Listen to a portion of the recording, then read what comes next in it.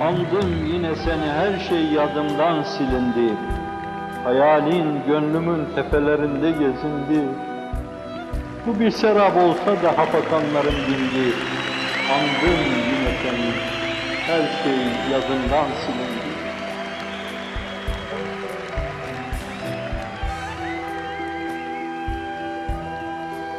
Ufku dolduruyor, yetiyor, başka şeyi göremiyor.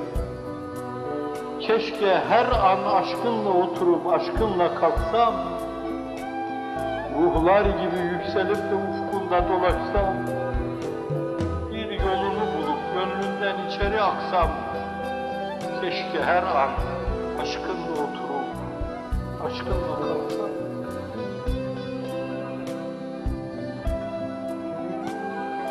Anladığım baslına ermek artık çok geç, saçını bembeyaz.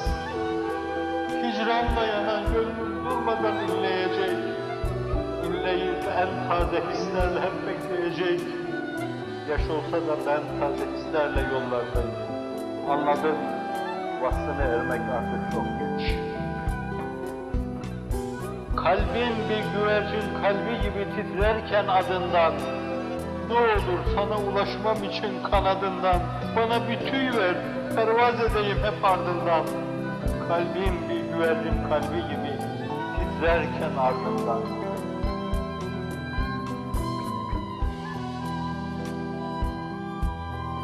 Ey kupkuru çölleri cennetlere çeviren gül, gel o baytan renklerinle gönlüme dökül. Vaktidir ağlayan gözlerimin içine gül. Ey kupkuru çölleri cennetlere çeviren gül.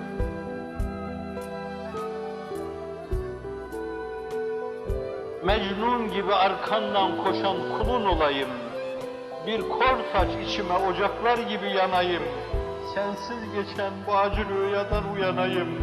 Mecnun gibi arkamdan koşan kulun olayım.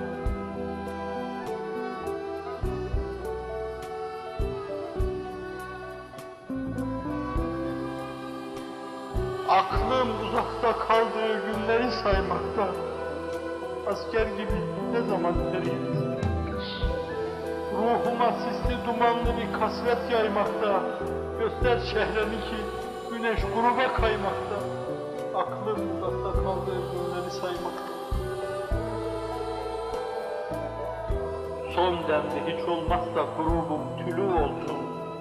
Gönlüm ufkunun en taze renkleriyle dolsun. Her yanda tamburlar çalınsın, neyler duyulsun. Bu da benim düğünüm olsun. Ne olur hiç olmazsa grubun tülü olsun. Ne olur hiç olmazsa grubun tülü olsun.